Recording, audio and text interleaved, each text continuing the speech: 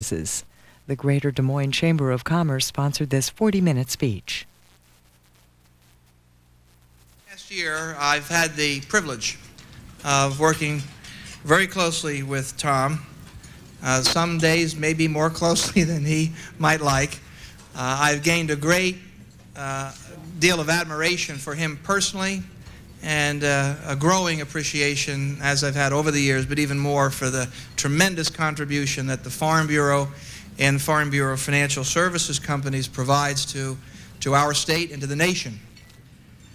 Not only has Tom swiftly and compassionately led our activities and been very, very sensitive to our staff, and we're often at the vortex of a lot of competing interests, and having a person who understands that and who is supportive of the wonderful men and women who work with us is a joy. But also during that year of working with us, Tom completed the consolidation of Farm Bureau Life Insurance Company with the Western Farm Bureau Life Insurance Company that's based in Denver.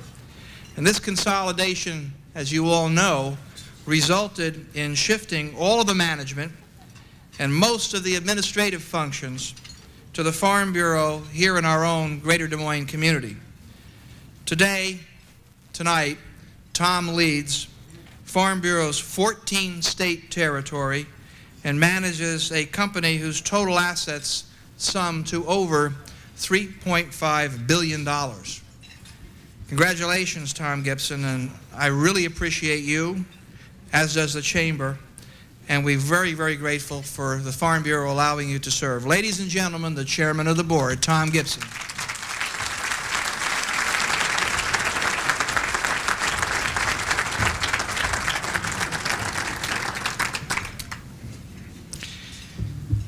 Thank you, Mike. You're very kind. When you're that kind to me, I always wonder what comes next, and I know I know there will be something up your sleeve, but I really, really do appreciate those kind remarks.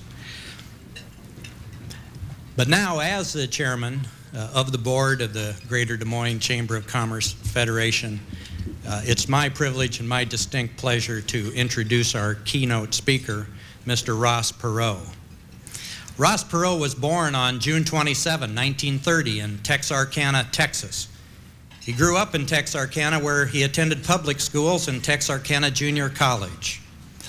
He graduated from the United States Naval Academy in 1953 and served at sea for 4 years on a destroyer and aircraft carrier. In 1956, he married Margot Birmingham from Greensburg, Pennsylvania, whom he met while a midshipman at the Naval Academy. And upon his honorable discharge from the Navy in 1957, Ross and Margot settled in Dallas, where he went to work for IBM's data processing division as a salesman. Margot taught school during the early years of their marriage, and in 1962, she loaned Ross $1,000 from her savings account to start a one-man data processing company. He named the company Electronic Data Systems. And today, EDS is a multi-billion-dollar corporation employing more than 70,000 people. In 1984, Ross Perot sold EDS to General Motors for $2.5 billion. Then in 1988, he started a new computer service company, Perot Systems. Today, the company operates in the United States and in Europe. On more than one occasion, Ross Perot has served as a special assistant to the U.S. government. In 1969, he was asked to determine what action might be taken to improve the brutal treatment of our POWs in Southeast Asia. He worked on this project for 4 years, placing himself and his family at considerable personal risk until the prisoners were released in 1973 at the end of the war. Because of his efforts, he received the Medal for Distinguished Public Service, the highest civilian award presented by the Department of Defense.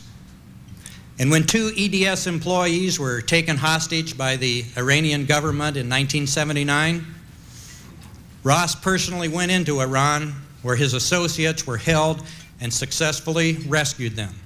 For this effort, he's been immortalized in the best-selling novel On the Wings of Eagles. Ladies and gentlemen, please join me in welcoming to Des Moines one of America's leading businessmen and entrepreneurs, Mr. Ross Perot. Thank you very much.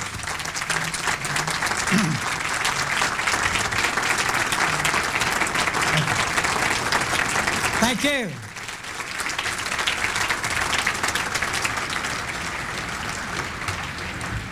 Great to be with you tonight. Never forget, you and I are the luckiest people in the world. We live in the greatest nation in the history of man. Our ancestors made incredible sacrifices to create and build this country. Today, we are the world's last superpower, and we have an enormous obligation to be a force for good throughout the earth. The magic of this country is that we, the people, own this country, and the elected officials in Washington are our servants. Please keep that in mind. We, the people, not the politicians, must determine this country's future. We can accomplish this by casting an informed vote, but not by being manipulated by the propaganda that you're being covered up with in Iowa day after day now. The reason we have let our country get into a trap is that it is a quality of human nature that is old as man to resist changing the status quo until a crisis occurs. We now have major problems that have to be carefully and rationally solved.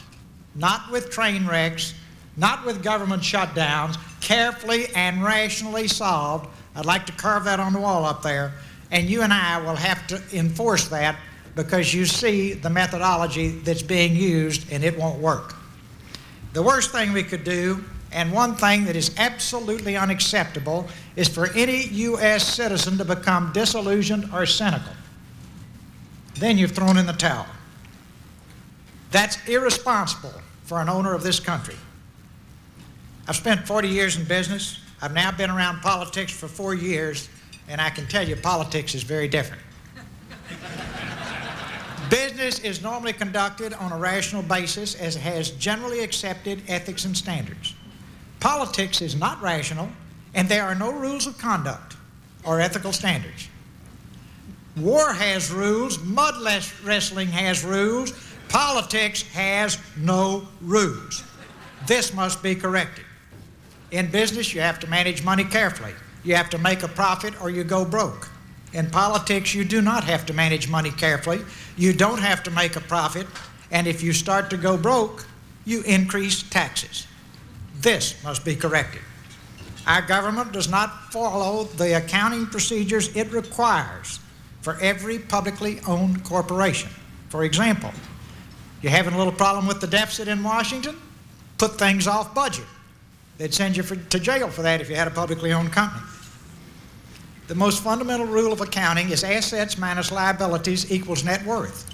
Our assets are $20 trillion. Our liabilities are $42.4 trillion. Our negative net worth is over $22 trillion. They don't tell you that in Washington. Now, you're going to wonder if I got my numbers tonight from E.T. or that I have met with a UFO in the middle of the... No, these are Washington's numbers I'm giving you. Pretend you're a pilot and you're at the instrument panel of an aircraft and you watch these panels start flashing red, you would eject pretty soon. 70% of our $4.9 trillion national debt is financed short-term. This would be like financing your home mortgage month to month.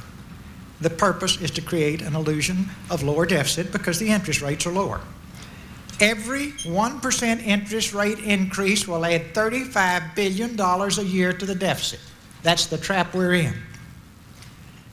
You're going to love this one. The overhead for each federal employee is $120,000 a year.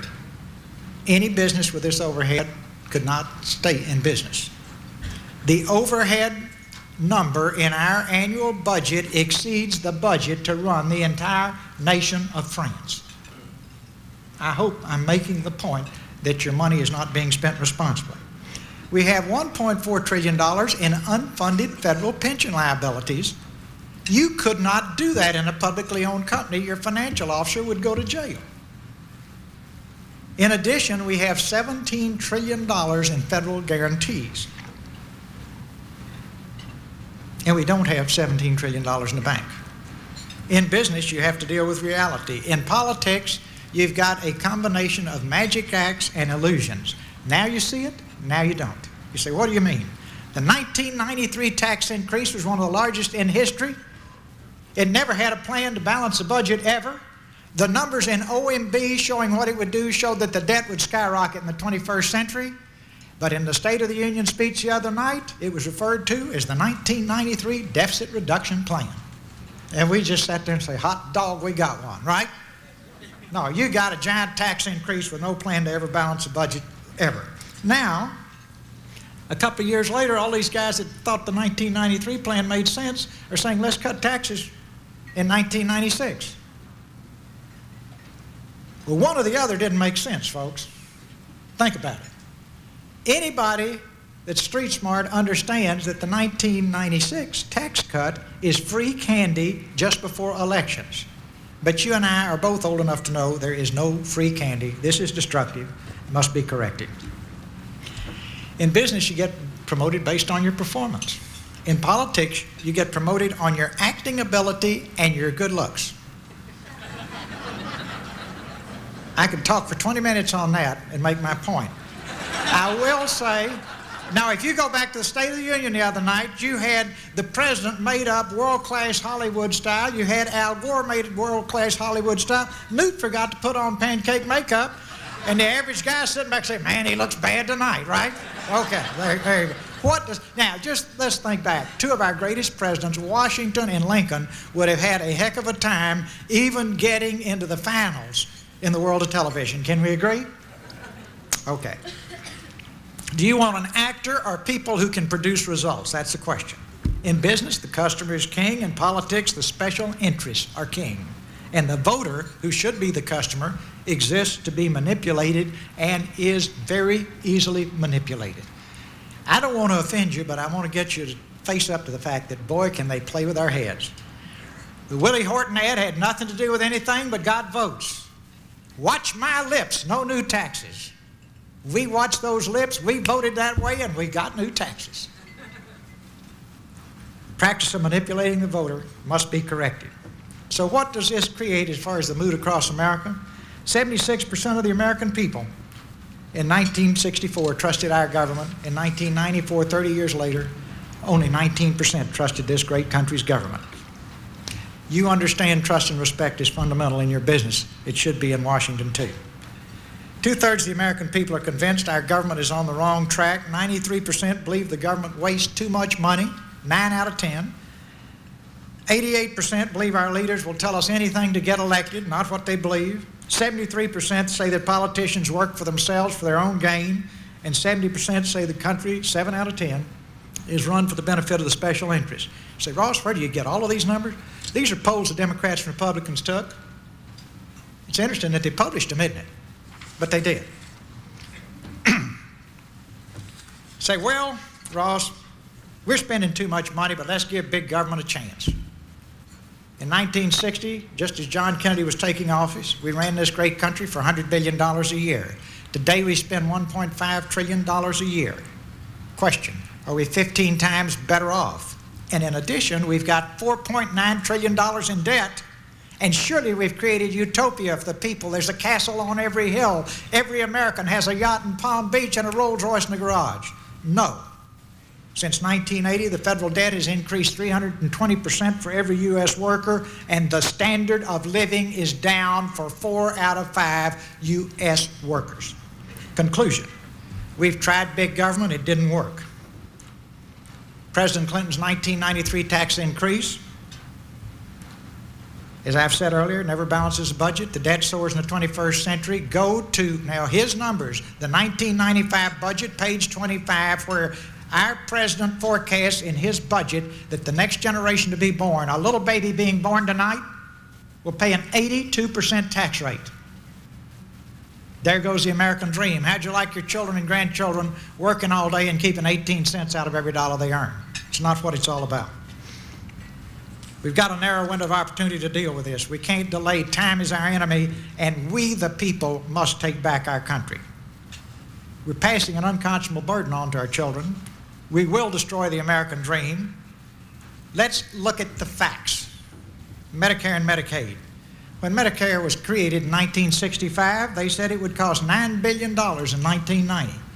It cost $106 billion in 1990. When Medicaid was created in the 60s, we said it will only cost $1 billion in 1990. Hold on to your hat, it cost $91.3 billion. If you were off like this in your business, you would be beyond bankrupt. Medicare today has been growing at 15% a year. The annual cost of Medicare and Medicaid in the year 1995 is now up to $250 billion. Our government forecasts that the cost of Medicare, Medicaid, and Social Security in the year 2030 will be $3.9 trillion, or twice what we spend to run the country today. The national debt. We're $4.9 trillion in debt. How big is $4.9 trillion? So big you can't relate to it? If you rounded up all the money in circulation, put it in one room, and said, well, everybody's broke now, I took all your money away from you, but tomorrow we're going to pay the debt?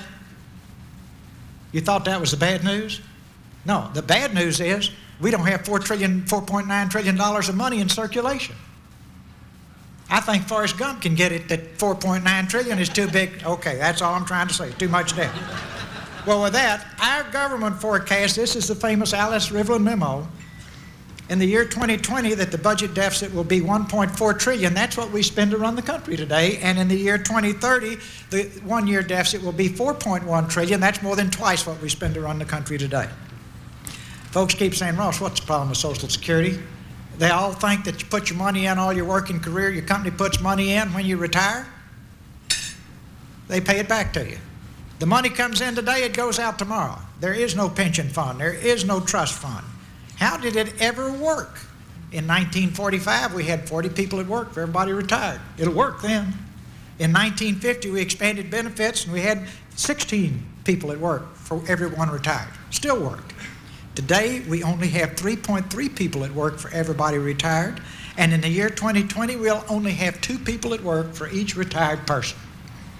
Social Security. Now, what do they say? We will protect Social Security as we know it. You can't. You can't. You're going to have to overhaul, restructure it. You can protect everybody that's on Social Security. The only thing to do is transition Social Security from pay-as-you-go to a retirement fund over time. And we can do that, and there are a number of plans on the table to do it. But in order to do anything I'm talking about here today, you've got to have a growing, expanding economy and a growing, expanding middle class and a growing, expanding pay base so that the American people are making the wages to pay the taxes. It all fits together like the pieces in the puzzle. Trade deficit. Most people don't know what a trade deficit is. Let me just say this. A trade surplus is good and a trade deficit is bad. Now stand by for bad. We've got the largest merchandise trade deficit in the history of any nation, $200 billion. China now manufactures 2/3 of the world's shoes. We may fight barefooted, belly forwards. Half the world's toys, most of the world's bicycles and power tools. High-tech manufacturing in China has increased 60% this year. Why? Cheap labor. Say, oh, Ross, they're all the way across the Pacific. It costs a lot to ship it across. You know what it costs to put those tennis shoes made over there in Thailand for $5 over here? 22 cents a pair. Well, what about a heavy car made in Japan? $200? Starting to get it, I hope. Okay. United States trade deficit with China in '95 is $38 billion. The 1996 trade deficit is forecasted to be $50 billion. Our 1995 trade deficit with Japan is $66 billion. Our 1995 trade deficit with Canada, one of our NAFTA partners, will be between 17 and 20 billion. And our deficit with Mexico, which was supposed to be a surplus, we were told when NAFTA was created, will be $15 to $17 billion trade deficit. And in addition, the Mexican government is running ads urging the Mexican people to only buy products made in Mexico. Not quite what we thought NAFTA was all about, right? Okay. But the largest growth industry in Mexico is not even covered in the Mexican trade deficit. $120 billion of illegal drugs coming across the border from Mexico every year. This is chemical warfare being conducted against our children. It must be stopped. It's human nature, I've said already, to ignore a problem until there's a crisis. We have the crisis here. Surely we will not continue to ignore the problem of illegal drugs. We cannot risk a financial calamity like the Depression. Millions of people will be devastated. It will take decades to recover. Our government was in good financial shape in 1930 when we went into the Depression, or 29. Today our country is not in good financial shape. I've already covered the numbers. If a depression occurred now, our government's financial weaknesses would be a major liability, whereas in the last depression they were a strength. This means we must take careful, decisive, thoughtful, rational action now. One way to shock the political system into taking appropriate action now is to create a new political party that is truly committed to solving these problems. 62% of the people want a new party. 29% of the people say they're Democrats, and 52% of the Democrats want a new party. 30% say they're Republicans, and 48% of the Republicans want a new party. And the largest block of voters are the independent voters. 39% are independent voters, and 69% of them want a new party. So the answer to the question, do the people really want a new party, is a clear yes. What is the real purpose? To give the majority of the voters a political party that belongs to them and not the special interests. Organized as a political party and working as a united team, the people have something far more important than the special interest money. If they can ever get this in their heads, they have the vote. And if you can't manipulate it, twist it, and buy it with special interest money, they can be the owners of this country.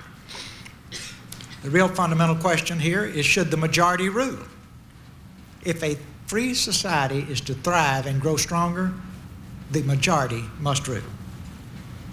People again ask me, Ross, do we have bad people in Washington? No. By and large, we have great people in Washington. They're in a bad system. Our legislative system makes it very difficult to face, deal with, and solve complex problems. It deals with images, sound bites, and dirty tricks. Solving problems gets lost in the process, and it has a fundamental flaw. We consider one issue at a time. If I were going to build a car and I said, okay, I'm just going to think about the tires. No, you start by creating the car, and then you break it into subcomponents, then you make each subcomponent. You understand, because most of you are in business. But they consider all these issues like separate islands, unrelated to anything else. In fact, they're all intertwined and must fit together like the pieces of a large, complex puzzle. Major problems that are part of this puzzle are Medicare, Medicaid, balancing the budget, Social Security, creating jobs, our tax system, and our social problems. Trying to solve these problems one at a time will guarantee failure. And the technique they use is noble concept, massive legislation, no pilot testing, massive implementation, giant cost overruns, subnormal or failed performance. And if you look at our programs, they go through all of those cycles because they weren't designed to succeed. We don't have a single major social program today that is functioning properly in a cost-effective manner. That includes Medicare, Medicaid, Social Security, and welfare. Just fixing Medicare is far more complex than putting a man on the moon. That followed the laws of physics. And yet, we don't follow a logical, rational design and engineering process to create any of these programs.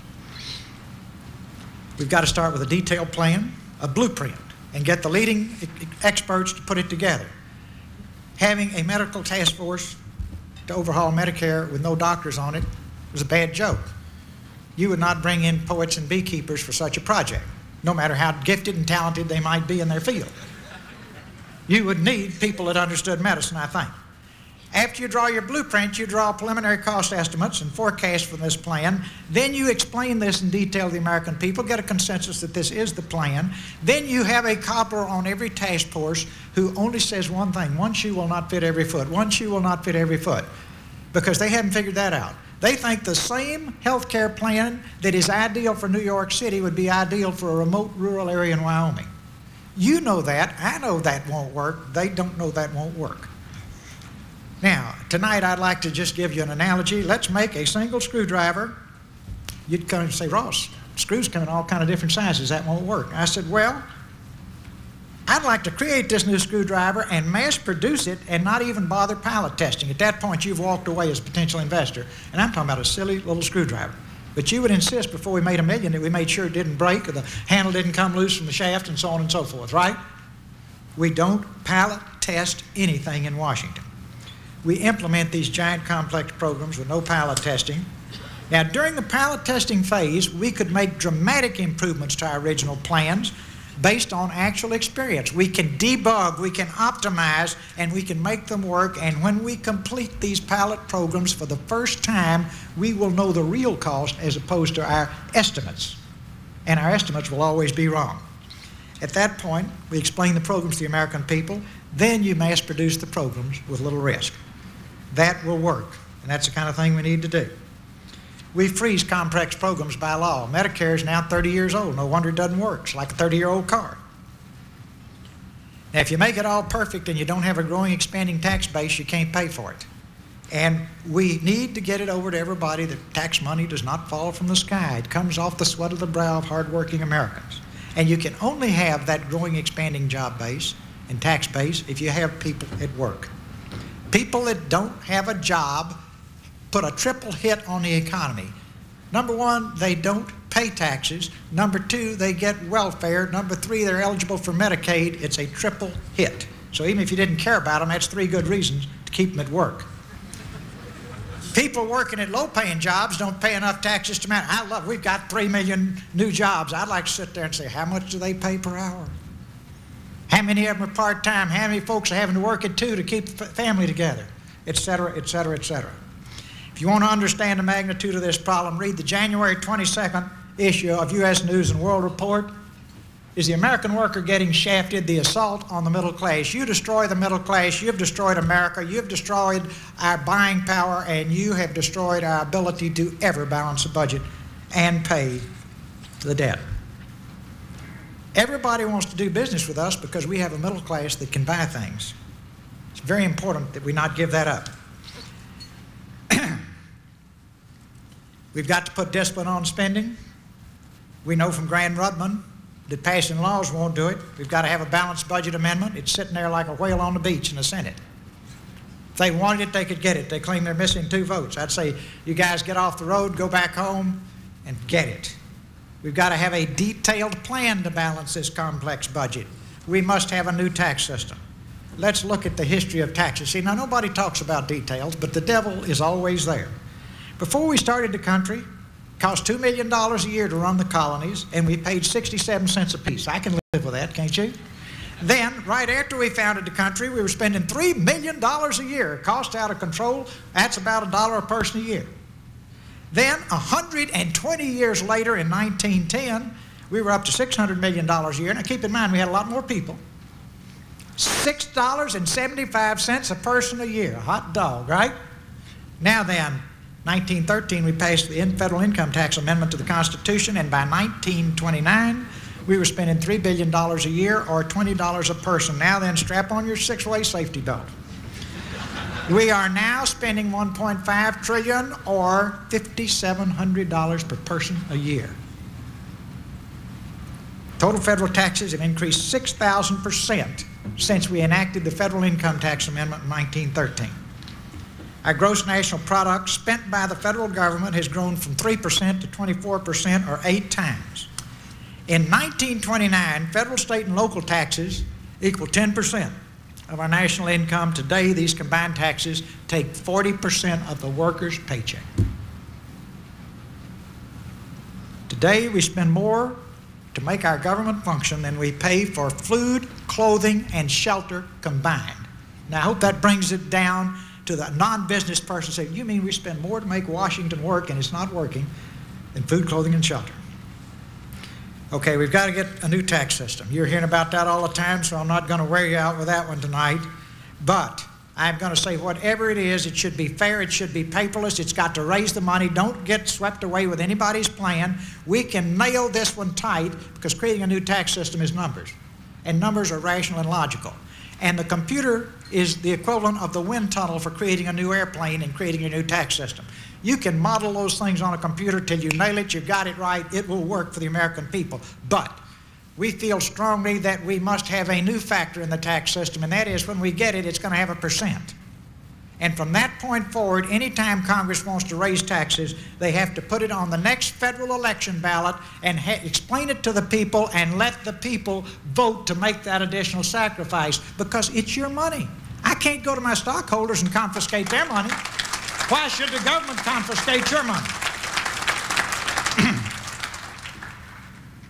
We got to have a strong, stable dollar that remains the world currency standard, and to show you where that is, a $1930 bill is worth 10 cents today. And if the world ever loses confidence in the dollar, the results will be devastating. There's some things that Washington can't do for us. We have to do for ourselves, and these are the most important pieces of the complex puzzle. They're the granite foundation on which the future of our country rests. History teaches us for a free society to grow, thrive, and survive, we must have a strong, moral, ethical base. Now, we can't pass a law to force that on you, right? That has to come from in here. Without that, we're going nowhere. Just forget it. We have to be honest, ethical, caring, and sharing. History teaches us that. Can't pass a law in Washington on that. Our hearts must be filled with love for one another, not hate. Never forget de Tocqueville's words. He studied our country and said America is great because our people are good, and if America ever ceases being good, America will cease being great. So what I've just said is important, that we continue to be good people and better people all the time. Each individual in a free society must take full responsibility for his or her own actions. And in the State of the Union the other night, the President of the United States says, I'm not saying you have to go back to fending for yourself. Can we agree that everybody that can take care of himself has an obligation to take care of himself in a free society and has an obligation to help those who can't? But I cannot understand a society where nobody has to fend for himself anymore. And that was in the State of the Union. You figure it out. As a nation, we've got to come together and eliminate the social tensions and race, religion, and the other issues that divide us and seriously hurt our country. Please understand this. We ought to all love one another, but if you can't cross that threshold, we're all here together. Nobody's going to leave. So we ought to learn to get along with one another. To use a sports analogy, united teams win, divided teams lose. Do we want to be a winning team or a losing team? You may not look like me, you may not act like me, you may not believe exactly what I believe in, but you and I are stuck in this lifeboat together, so let's get along and play ball together. Does that make sense? Fine. Washington can't do that for you. It's got to come from your heart. Only we can take the responsibility to be fully informed so they can't play with our brains at election time and cast an informed vote. Remember, every time you pass a law, you get a part of your freedom. And remember that history teaches us, if you got a local problem, pass a local law. If you got a state problem, pass a state law. And when all else fails, you pass a law at the national level. We got it upside down. Let's put it back the way it works. We need an end to negative politics, name-calling, mudslinging, and a focus on the issues. Surely with the ads being running our day-to-day now, you know what I'm saying. The best thing I can do, you know, everybody says we got to solve this problem on television about all this dirt on television. Washington's going to jump in that because we're all sick of it. Look, folks, there's a simple way to solve it. Turn it off. Don't watch it. Those advertisers are going to disappear overnight, right? These guys are going to be running, you know, Shirley Temple movies again, if that's what you want to see. The point being, we are the culprit on the trash that we say we don't like. Just don't watch it. Man, they're more sensitive than politicians about what you're thinking and what you're watching. Now, I can summarize in closing everything I've said with these lines. The budget should be balanced. The Treasury should be refilled, public debt should be reduced, and the arrogance of public officials must be controlled. These are not my words. Cicero spoke these words 2,000 years ago. In a world that is filled with change, there are some things that don't change, and one of them is human nature. See, there are some constants. We've got to stop fighting and work together. The history of our country teaches us that ordinary Americans are capable of extraordinary achievements. Remember Lech Walesa words when he spoke to our Congress and said, "Words are plentiful, but deeds are precious." Let's stop talking about it. Let's go to work, and let's make sure we did what every prior generation in our country has done. Let's leave a better, stronger country to our children and grandchildren. Let's make the 21st century the greatest in our country's history. Privileged to be with you, and thank you very much.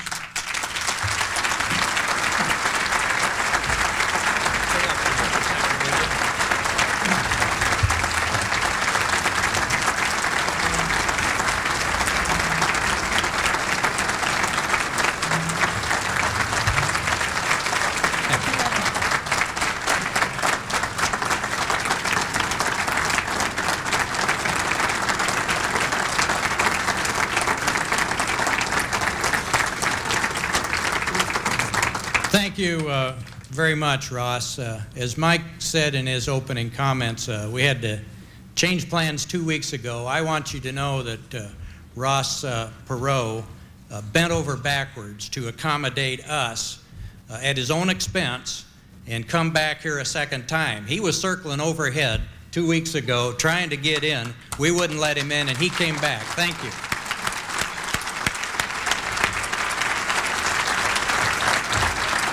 Ross, we have a little remembrance of the occasion. We appreciate you being with us very much. Thank you. Privileged to be with you. Thank you very much. Great to be with you.